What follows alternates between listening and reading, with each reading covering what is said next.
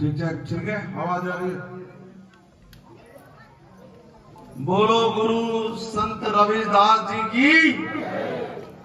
Hello. अब कुछ विषय हमारे क्या नाम है, जो आप चांदराम जी ने रख दी है, तो मेरे दिमाग में भी अजीब तरह की हरकतें आ गई हैं। पहला तो ये है कि जब देश आजाद हुआ तो लोकतंत्र बहाल हुआ, और लोकतंत्र में ये व्यवस्था दी गई कि चुनाव के माध्यम से आप अपने क्षेत्र का जनप्रतिनिधि चुनेंगे, वोट देंगे, और वो संसद भवन में, विधान परिषद में, लोकसभा में जाएगा, अपनी बात उठाएगा। तो नेता होना जरूरी है, चुनाव होना जरूरी है, लोकतंत्र जरूरी है। ये बात एक हुई। दूसरी बात, जो भेदभाव वाली बात है, आज के टाइम में, इस समय भारत का कानून मंत्री अगर अम्बेडकर साहब के बाद बना है तो वो अर्जुन राम मेघवाल जी बने हैं।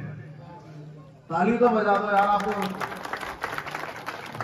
अम्बेडकर साहब के बाद जो कानून मंत्री बने हैं वो है अर्जुन राम मेघवाल जी, जो राजस्थान से हैं, और वो मेरे मित्र हैं, मैं उनके साथ काम करता हूं। पहली बात तो ये, और दूसरी बात ये कि मैं दिल्ली में रहता हूं, हमें कोई उतार के तो देख ले घोड़े से।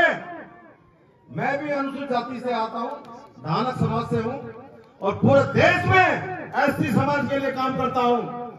आप हमें बताइए कौन घोड़े से उतार रहा है? अगर हम घोड़े से बांध के ना खींच के उसका झल्लू निकालते तो हमारा नाम बदल देना। अब गए वो जमाना, अब देश में कानून का राज चलता है। भीमराव अंबेडकर के द्वारा जो बना है वो ठीक है, पिछले जमाने में बहुत कुछ हुआ है, बहुत कुछ सहा है हमने, और आज भी सह रहे हैं। अभी आपके बीच में बैठे जोगराम खुंडिया जी, जो पूरे हरियाणा में काम करते हैं एससीओ के लिए, और संत कबीर शिक्षा समिति छात्रावास हमारा, मैं से कहता हूं पूरे देश में इतना बड़ा तो कोई बना ही नहीं है। और रही मीरा जी की और रविदास जी की, तो पूरे संसार में सबको पता, पूरे ब्रह्मांड अगर किसी ने पढ़ा है, अगर कोई जानता है, तो गंगा पत्र भीष्म के बाद सबसे बड़ा गंगा जी का भक्त हुए तो वो है रविदास। और वो इसलिए क्योंकि एक छोटी सी कहानी मैं बताऊंगा आपको कि 3-4 ब्राह्मण गंगा जी की पूजा करने जा रहे थे। तो रविदास जी उस समय क्या था कि लकड़ी के खटाऊ चलते थे, लकड़ी की चप्पलें बनती थी, किसी के पैर में कांटा ना चुभ जाए, किसी के पैर में कोई पत्थर ना लग जाए। ये भी एक सेवा भाव थी। जैसे गुरु नानक जी सबको पानी पिलाते थे, जो भी आता था जंगलों से जाता था उसको पानी पिलाते थे। तो उन्होंने रविदास जी ने पूछा कि पंडित जी कहाँ जा रहे हो? तो क्या तुम्हें क्या लेना इस पास से, हम कहाँ जा रहे हैं? मुझे बता तो दो कहाँ जा रहे हो। उन्होंने हम तो गंगा जी की पूजा करने जा रहे हैं। तो ठीक है, तो एक मेरा काम छोटा सा कर दीजिए, ये दमड़ी गंगा जी में अर्पण कर देना और बोलना कि रविदास जी ने भेजी है। वो कह क्या बात कर रहे हो आपका नाम हम क्यों लेंगे, और गंगा जी आपकी दमड़ी क्यों लेगी? लेकिन नहीं, आप ऐसा, और ये दमड़ी जब ही चढ़ाना, मेरी बात को ध्यान से सुन लेना है। मैं आपको जो बहुत ऐतिहासिक और प्रमाणिक बात बता रहा हूं, जो लिखा है, इसके प्रमाण है। काशी नरेश हुआ करते थे उस समय बनारस में, जिसको आज काशी बनारस कहा जाता है, उसमें काशी नरेश। तो पंडित जी ने कहा ले लो यार दमड़ी, रविदास जी को क्या पता हम चढ़ाएंगे नहीं चढ़ाएंगे, आप ले लो। वो पूजा करने चले गए, पूजा पाठ करके पंडित जी गंगा किनारे से वापस चले लगे, तो आकाशवाणी हुई कि पंडित जी, जो मेरे भक्त रविदास जी ने मेरे लिए भेंट भेजी है वो कहाँ है? और वो पागल हो गए पंडित। अरे ये क्या भैया, ये आकाशवाणी हो रही है। तो गंगा जी में से हाथ निकला कि वो जो रविदास जी ने मेरी भेंट भेजी है मेरे लिए और उसको दीजिए। तो उन्होंने भेंट दी, दूसरे हाथ से सोने का कंगन निकला कि ये मेरी तरफ से रविदास जी को देना। अब पंडित लोग पागल हो गए। अरे यार, ऐसा जादू तो हमने देखा नहीं, आज तक सुना नहीं कि माँ गंगा सोने का कंगन और उनकी दमड़ी ले रही है रविदास जी की। तो वो सोने का कंगन लेके जब चले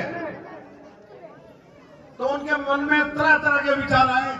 जैसे हमारे साहब जी के आ रहे मन में तरह तरह के, नेता ये नहीं करता, नेता वो नहीं करता, फला नहीं करता, उसने ये नहीं है, कोई घोड़ी पे उतार देता है। तो मैं फिर पंडित जी ने क्या सोचा कि ऐसा करते हैं कि हम काशी नरेश के पास चलते हैं। काशी नरेश का मतलब होता राजा, नरेश का मतलब होता राजा। वो काशी के राजा थे तो वहां गए कि पंडित जी ये माता गंगा जी ने हमें सोने का कंगन दिया है और ये हम चाहते हैं महारानी को आप भेंट करें। तो उन्होंने कहा अरे पंडित जी तो बड़ा सुंदर कंगन लेकर आया सोने का। तो उन्होंने कहा ठीक है। तो महारानी जी को बुलाया गया, काशी नरेश ने अपनी पत्नी को बुलाया गया कि ये पंडित जी सोने का कंगन लाए, और लाए कहां से है? माता गंगा के यहाँ से। माता गंगा ने दिया है। ये नहीं बताया कि रविदास को दिया है, ये बताया कि हमको दिया है। अब माता जी आई, अब राजकुमारी जी आई तो उन्होंने देखा, अरे वाह बड़ा सुंदर है कंगन, ऐसा कंगन तो सोनार भी नहीं बना सकता। तो उन्होंने कहा महाराज ये तो एक कंगन लेकर आए, दूसरा हाथ तो मेरा खाली रहेगा। मैं दूसरे हाथ खाली रहेगा, मुझे 2 कंगन चाहिए। और जब दूसरे की बात आ गई तो वही पोल खुल गई। तो काशी नरेश ने कहा कि पंडित जी दूसरा कंगन मिला के दो भाई। तुम्हारी जब बात सुनी है माता गंगा ने तो हमारी तो राजकुमारी जी नाराज हो गई।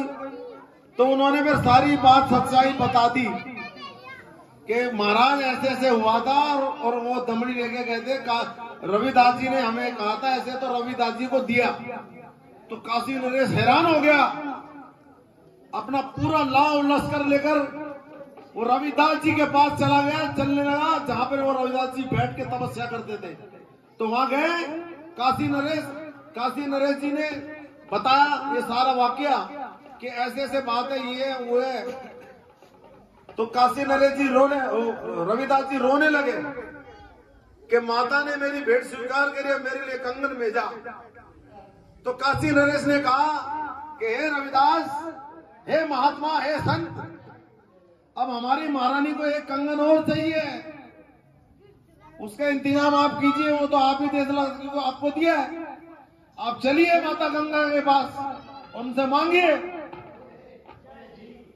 तो काशी नरेश जी से रविदास जी ने बोला कि हे नरेश, मुझे वहां जाने की क्या जरूरत है?